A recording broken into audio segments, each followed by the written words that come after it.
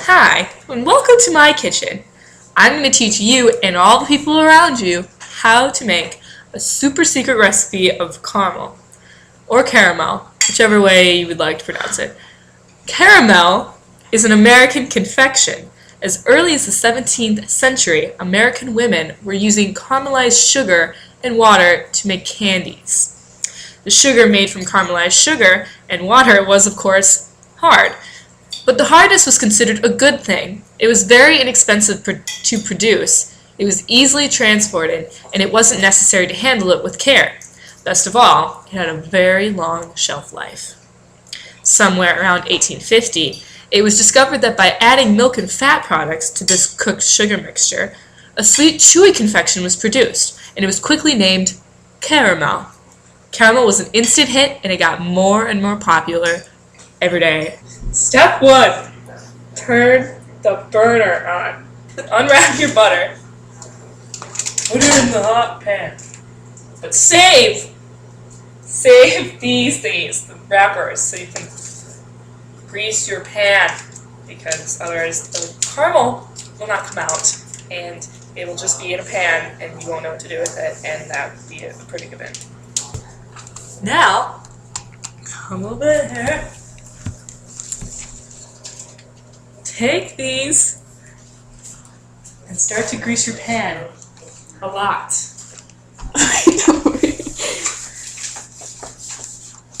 Make sure to get it very buttery, otherwise your caramels won't come out, like I said before. My butter is still not exactly melted yet, so I'm going to squish it a little bit. Make it go faster. Next step, add all of your ingredients other than the vanilla. You wait for that. Using the whole can, whole can of the condensed milk. Just pour it in. All of the condensed milk. Doesn't that look yummy? Add 2 pounds of dark brown sugar. Get your handy dandy scissors and cut it open, because ripping it would not be a good idea. It may go everywhere. You may not want that to happen.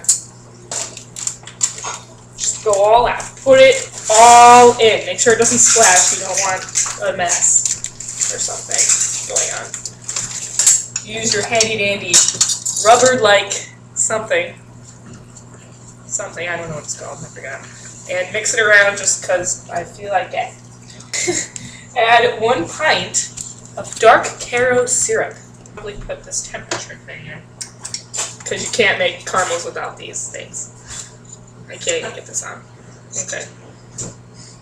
Just to see what temperature you're at, because later on, you're gonna have to know, otherwise you're gonna die. This is 1 pint, so all of it goes in at once. And stir, and stir, and stir. You add 1/4 tablespoon, not a tablespoon, teaspoon. Not stress that enough. This is just normal salt. It doesn't really matter what kind of salt you use. Make sure it's nice and even, because this is baking. Everything needs to be even. Okay. Mix it around a bit, and then we're going to sit and wait until it gets to 240 degrees. 240. Nothing more, nothing less. 240. Okay? You get to 240, and then that's when you add the vanilla. And then you have to keep cooking it to 244. So it has to go to 4 degrees. And then that's when you pour it into this pan. Okay. Now I'm just going to go ahead and put it in there. So 1 teaspoon of pure vanilla. I'm going to put too much, I know it.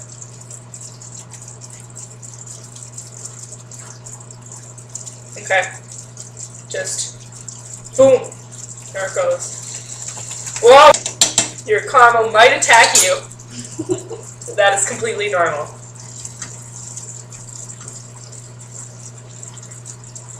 And then You're waiting for it to get up to 244 degrees. And immediately, once it gets to 244, pour it in this pan that you have buttered extremely well. I would have to say it's at 244 degrees right now. So, turn it off. Remove your little temperature thingy. I'm going to take all of this and somehow pick it up and pour it in here. Your buttered pan. Oh, pretty smooth. That was a lot better than I thought it would be. Okay. And then, let it cool for 2 to 3 hours. Okay. So my recipe tells me that I'm supposed to wait until the caramels have cooled, which they have. It's been 3.5 hours. And they say to move the cooled caramel pan across low flame, heat it slightly so you can pull it out. This entire chunk. Oh, I can pull it out. Another technique to getting your caramel out easier, if this is your first time making it, like it's my first time, which is why I'm having a horrible time. But you can line the pan with foil and then butter the foil. I think, yes, butter the foil. So that way you can just pull the foil out and then it's all happy dandy. But of course, I did it the hard way because I like challenges. And eventually, your pan will give birth to caramel that is ugly and has stalactites. So now you put the caramel in a cool spot so it can cool down. After you've taken your caramel out of the pan, set it down, and waited for the caramel to cool a little bit more because it got hot when you put it over the flame. And it has molded into a nice little shape. You're supposed to cut it with this nice serial killer knife, like so. How big you cut the pieces, it really doesn't matter. I like mine a little bit smaller.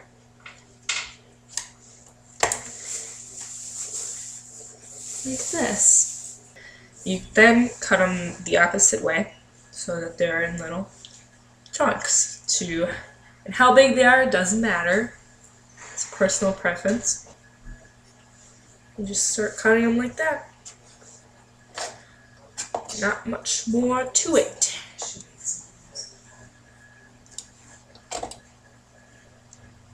Okay. Now that you have all these little chunks, you have to wrap them. And you get a piece of paper, wax paper, that's kind of a rectangle, and you put the caramel in the middle, and you fold it over a hot dog way so that you get the long piece like that. And then you twist on the one side.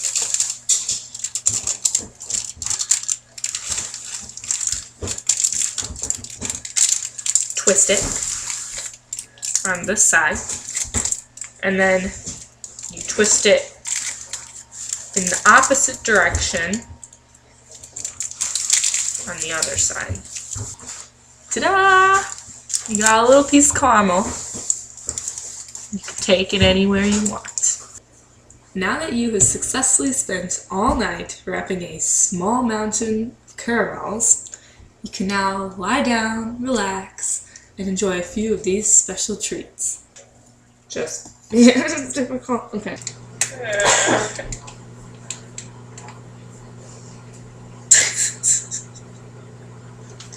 Good job. Caramel is an American confection. Oh my god! This is not even hot enough. What? Not hot. Stupid! Covers! I hate everyone. What are you playing with the knives for? I'm trying to find one for the apple. For the what? The apple. This is a good one. Don't cut yourself. I'll try not to. Who cares? Wash your hands. I know, computer, you're getting hot and you're overheating, but I can't do anything about it. I'm sorry. Okay. And just to let you know, do not stick your hand in here. Just don't. You do not want a sticky substance that is 240 something degrees on your hand. Just saying. Just saying. For your safety benefit. I'm saying it. Because I know some of you are stupid.